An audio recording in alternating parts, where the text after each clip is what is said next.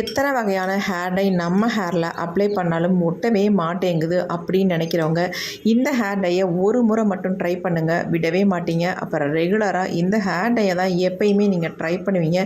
அந்தளவுக்கு ஒரு எஃபெக்டிவான hair dye தான் நம்ம ரெடி பண்ணியிருக்கோம். ரெண்டு பொருளை வச்சு ஒரு சூப்பரான ஹேர் டை ரெடி பண்ணியிருக்கோங்க. ரொம்ப சிம்பிளாக ஈஸியாக இருக்கும். இந்த ஹேர் டையை நீங்கள் ரெகுலராக அப்ளை பண்ணிட்டு வந்தீங்கன்னா உங்களுக்கு வந்து வளர்கிற முடியெல்லாம் நல்லா கருகருன்னே வளர ஆரம்பிக்கிறோம். அந்தளவுக்கு சூப்பராக இருக்கும் இந்த ஹேர் டை. கண்டிப்பாக வீடியோ ஸ்கிப் பண்ணாதீங்க, அப்போ தான் நான் இதை எப்படி ப்ரிப்பேர் பண்ணுறேன் அப்படின்றது உங்களுக்கு புரியும். இப்போ வாங்க வீடியோக்குள்ளே போய் இந்த ஹேர் டை நம்ம எப்படி ப்ரிப்பேர் பண்ண போகிறோம், எப்படி இதை ரெடி பண்ணி நம்ம ஹேரில் அப்ளை பண்ண போகிறோம் அப்படின்றத நம்ம வீடியோக்குள்ளே போய் டீட்டெயிலாக பார்த்துட்டு வந்துடலாம். வாங்க ஃப்ரெண்ட்ஸ், வீடியோக்குள்ளே போகலாம். இந்த ஹேர் டையை வந்து என்னுடைய கையில் நான் உங்களுக்கு அப்ளை பண்ணி காட்டுறேன் பாருங்கள். கொஞ்சமாக எடுத்துங்க பாருங்கள், நல்லா ஸ்ப்ரெட் பண்ணி விட்றேன். எந்த அளவுக்கு ஸ்ப்ரெட் ஆகுது பாருங்கள். நல்லா கரு நல்லாவே பிடிக்குது. நீங்கள் வாஷ் பண்ணால் சுத்தமாக போகவே போகாது. அது மட்டும் இல்லை, நீங்கள் சோப்பு போட்டு 2-3 தடவை வாஷ் பண்ணால் கூட போகாதுங்க. அந்தளவுக்கு நல்லாவே பிடிக்கும். இதே மாதிரி நம்ம முடியல நல்லா பிடிச்சிரும். நம்ம ஹேர் டை ரெடி பண்ண போகிறோம். அதுக்கு என்ன எடுத்துருக்கோம் அப்படின்னா, கடுகு தாங்க எடுத்துருக்கோம். இதில் வந்து 3 ஸ்பூன் அளவுக்கு கடுகு எடுத்துக்கலாம். 3 ஸ்பூன் அளவுக்கு எடுத்துக்கிட்டேன். இது கூடவே இன்னொரு இன்க்ரீடியன்ட் நம்ம சேர்க்க போகிறோம். அது என்னென்னா கருவேப்பிலை தான். இது 2 தான் நம்ம பயன்படுத்தி இந்த ஹேர் டையை ப்ரிப்பேர் பண்ண போகிறோம். இதை எப்படி நம்ம ப்ரிப்பேர் பண்ணுறதுன்னு பார்க்கலாம். ஒரு 2 கைப்பிடி அளவுக்கு கருவேப்பிலை எடுத்துக்கலாம். ஏன்னா 3 ஸ்பூன் அளவுக்கு நம்ம கடுகு எடுத்துருக்கோம். அதனால் 2 கைப்பிடி அளவு நீங்கள் கருவேப்பிலை எடுத்திங்கன்னா தான் கரெக்டாக இருக்கும். ரெண்டுமே ஒரே அளவுகளில் எடுத்துக்கோங்க. இப்போ நம்ம தேவையான அளவு கருவேப்பிலை எடுத்தாச்சு.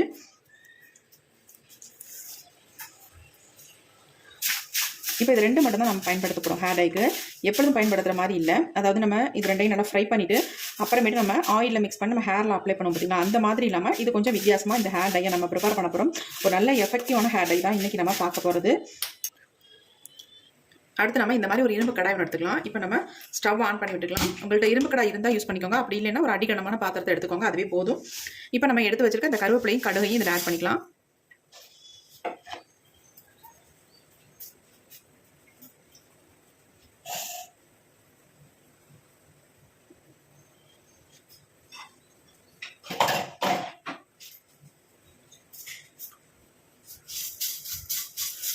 கடுகு நல்லா பொரிஞ்சு வரட்டும். பொரிஞ்சு நல்லா கருப்பாக மாறி வரும். அது வரைக்கும் இதை வந்து நல்லா ஃப்ரை பண்ணிக்கணும். கடுகு சீக்கிரம் நமக்கு நல்லா பொரிஞ்சிடும், நிறமும் மாறி வந்துடும். ஆனால் கருவேப்பிலை பொரியறதுக்கு கொஞ்சம் கலர் சேஞ்ச் ஆகிறதுக்கு கொஞ்சம் நேரம் ஆக தான் செய்யும். அது வரைக்கும் இந்த மாதிரி நம்ம நல்லா மிக்ஸ் பண்ணி விட்டுட்டே இருக்கலாம். அப்போ தான் எல்லா கருவேப்பிலையும் ஈவனாக நமக்கு ஃப்ரை ஆகி வரும். ஏன்னா ஒரு கருவேப்பிலை நல்லா வறுபட்டுருக்கும், இன்னொன்று வறுபடாமல் இருக்கும். அந்த மாதிரி இருக்கக்கூடாது. எல்லாமே ஒரே மாதிரி நல்லா கருப்பாக மாறி வர வரைக்கும் இதை வந்து வறுத்து எடுத்துக்கலாம். இப்போ கடுகு நல்லா பொரிஞ்சிருச்சு பாருங்கள். 2ஐயும் ஒன்றா சேர்த்து நம்ம ஃப்ரை பண்ணால் தான் கடுகு வந்து பொரியும் பொழுது தெரிக்காது. ஏன்னா பொரியும் பொழுது எல்லாமே வெளியில் தெரிச்சிடும். ஏன்னா நம்ம அதிகமாக கடுகு சேர்த்துருக்கோம்ல, அதனால கருவேப்பிலை இந்த மாதிரி மேலே கிடக்கிறதுனால உங்களுக்கு வந்து வெளியில் தெரிக்காது. இப்போ எல்லா கடுகும் நல்லா வந்து பொரிஞ்சிருச்சு, சவுண்டும் அடங்கிடுச்சு பாருங்கள்.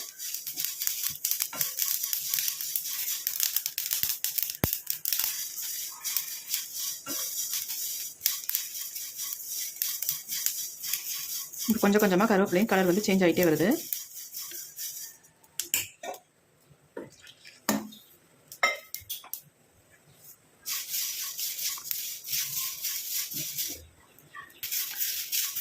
நல்லா புகைய ஆரம்பிச்சிருச்சு.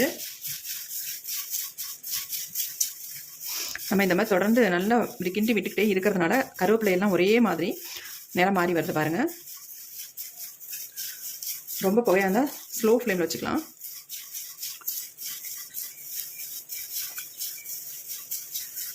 இப்போ நமக்கு நல்லாவே சேஞ்ச் ஆயிடுச்சு. இப்போ நம்ம ஸ்டவ்வை சுவிட்ச் ஆஃப் பண்ணிடலாம். இந்த ஹீட்லேயே, இந்த கல்லோட ஹீட்லேயே நம்ம நல்லா வந்து ஃப்ரை ஆகிடும் இன்னும். அதனால தான் இரும்பு கடாய் பயன்படுத்த சொல்கிறது. இரும்பு கடாய் பயன்படுத்துனீங்கன்னா உங்களுக்கு இந்த மாதிரி ஃப்ரை பண்ண நல்லா ஈஸியாக இருக்கும், சீக்கிரம் ஃப்ரை ஆகிடும். பாருங்கள் கடுகோட கலர் பாருங்கள் எப்படி இருக்குது அப்படின்ட்டு. உங்களுக்கு தெரியுதான்னு தெரியல, ஒரு ஆயில் இருக்கிற மாதிரி இருக்குது. அந்த கடுகெல்லாம் பாருங்கள், அதில் வந்து எவ்வளோ ஆயில் வெளியில் வந்திருக்கு அப்படின்ட்டு பாருங்கள், நல்லா தெரியுது. க்ளோஸ்அப்பில் காட்டினா தெரியுமா நம்ம பாருங்கள். இப்போ தெரியுதுங்களா? நல்லா தெரியும்.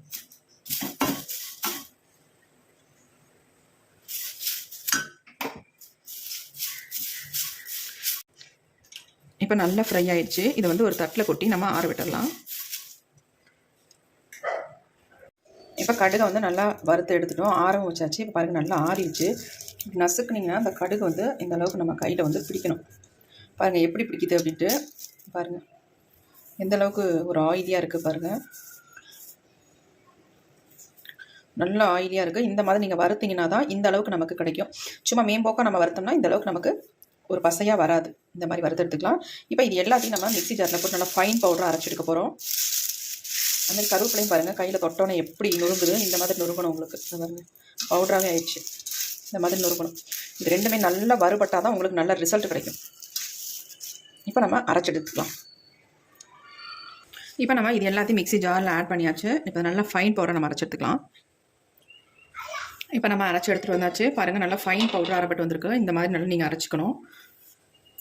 இதை வந்து சலிக்கவே தேவையில்லை, அந்தளவுக்கு நல்லா ஃபைனாக அரைப்பட்டிருக்கு. கையில் பாருங்கள் எந்த அளவுக்கு பிடிக்குது அப்படின்ட்டு.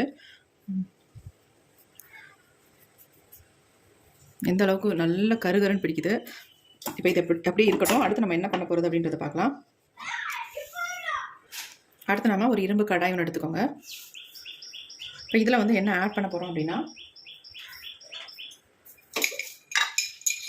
கடுகு ஆயில் தாங்க ஆட் பண்ண போகிறோம். 1 ஸ்பூன் அளவுக்கு கடுகு ஆயில் எடுத்துக்கோங்க. அல்லது இன்னும் அதிகமாக தேவைப்பட்டால் கூட தாராளமாக எடுத்துக்கலாம். நான் 2 ஸ்பூன் அளவுக்கு எடுத்துருக்கேன்.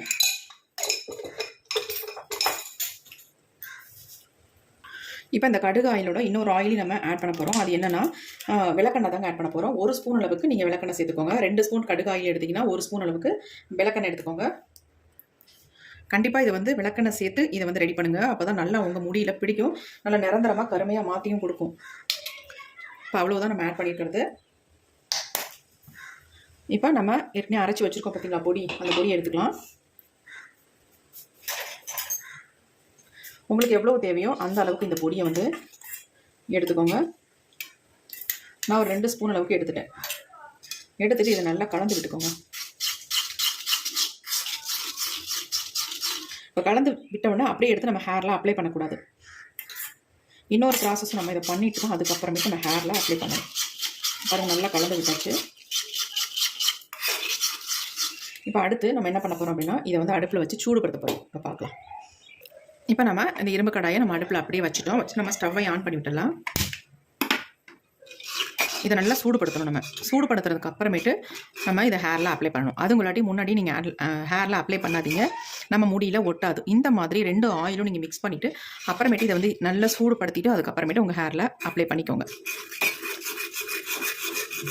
இந்த மெத்தடில் நீங்கள் ட்ரை பண்ணுங்கள், உங்களுக்கு நல்ல ரிசல்ட் கிடைக்கும். பாருங்கள் சூடாகுதா? இப்போ உங்களுக்கு வந்து கலர் வந்து இந்த ஆயிலில் நல்லா வந்து இறங்கும். இந்த கருமை நிறம் வந்து நல்ல ஆயிலில் வந்து இறங்கும்.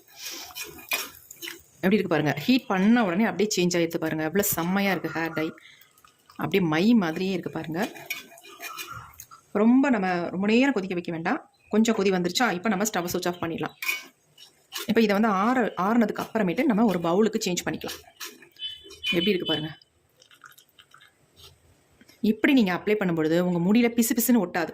நம்ம ஆயிலில் மிக்ஸ் பண்ணி டேரெக்டாக ஹேரில் அப்ளை பண்ணும்பொழுது பிசு பிசுன்னு ஒட்டும் உங்களுக்கு. அது உங்களுக்கு நல்லாவே தெரியும். ஆனால் இந்த மெத்தடில் நீங்கள் அப்ளை பண்ணும்பொழுது இது வந்து பிசு பிசுப்பே இருக்காது. நல்ல ஹேர் வாஷ் பண்ணிவிட்டு அதுக்கப்புறமேட்டு இதை வந்து அப்ளை பண்ணிங்கன்னா இந்த பிசு பிசுன்னு ஒட்டுறதே இருக்காது. அவ்வளோ அருமையாக இருக்கும் உங்களுக்கு ஹேரில் அப்ளை பண்ணுறதுக்கு. இப்போ நல்லா ஆறட்டும். இப்போ நமக்கு சூப்பராக ஹேர் டை ரெடி ஆகிடுச்சு. பாருங்கள் கொஞ்சம் திக்காகவும் மாறிடுச்சு. நமக்கு கொஞ்சம் நேரம் விட்டுட்டோம்னா நல்ல ஊற நமக்கு வந்து கொஞ்சம் திக்காகவும் ஆகிடுச்சு. பாருங்கள் செம்மையான ஹேர் டை ரெடியாக இருக்குது. இப்போ இதை ஒரு பவுலுக்கு நம்ம ட்ரான்ஸ்ஃபர் பண்ணிடலாம்.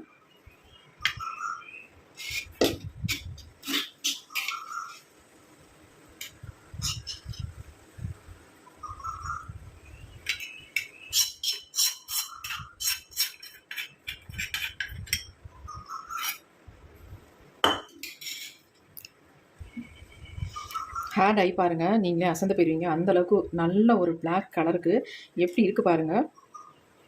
இந்த மாதிரி நீங்கள் ப்ரிப்பேர் பண்ணிட்டு உங்கள் ஹேரில் அப்ளை பண்ணும்பொழுது நல்லா உங்கள் முடியில் பிடிக்கும். நல்லா இன்ஸ்டண்ட்டாக நல்லா பிளாக் ஆக்கி கொடுக்கும். அது மட்டும் இல்லை, இதை வந்து ரெகுலராக நீங்கள் யூஸ் பண்ணிட்டு வரும்பொழுது நல்ல ஒரு கருமை நிறத்துக்கு உங்கள் வெள்ளை முடி எல்லாம் மாறிடும். அந்தளவுக்கு ஒரு செம்மையான ஹேர் டை தான் நம்ம ரெடி பண்ணியிருக்கிறது. பாருங்கள் எப்படி இருக்குன்ட்டு. கண்டிப்பாக இதை வந்து நீங்கள் ட்ரை பண்ணுங்கள். ட்ரை பண்ணி பார்த்துட்டு எப்படி இருந்துச்சுன்னு கமெண்ட்டில் கமெண்ட் பண்ணுங்கள். இங்கே பாருங்கள் எப்படி இருக்குன்ட்டு. நல்லா ஸ்மூத்தாக அப்ளை பண்ணுறதுக்கு அவ்வளோ ஒரு சூப்பரான ஹேர் டையாக இருக்குது. உங்களுக்கு தேவைப்பட்டால் நீங்கள் இன்னும் லிக்விடாக வேணும் அப்படின்னு நினச்சிங்கன்னா நீங்கள் என்ன பண்ணுங்கள், இன்னும் ஆயில் வந்து ஹீட் பண்ணி இதை வந்து ஊற்றிக்கோங்க. இதில் ஊற்றிக்கோங்க. அப்படியே பச்சையாகவே ஊற்றிட வேணும். ஆயிலை சூடுபடுத்திட்டு அப்புறமேட்டு உங்கள் ஹேரில் அப்ளை பண்ணுங்கள்.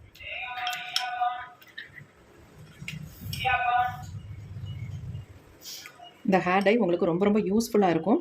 ட்ரை பண்ணி பாருங்கள். ட்ரை பண்ணி பார்த்துட்டு உங்கள் கமெண்ட் பாக்ஸில் கமெண்ட் பண்ணுங்கள். உங்களுக்கு பிடிச்சிருந்தா ஒரு லைக் ஒன்று போட்டுக்கோங்க. Thank you friends. நெக்ஸ்ட்டு புதிய வீடியோவில் பார்க்கலாம்.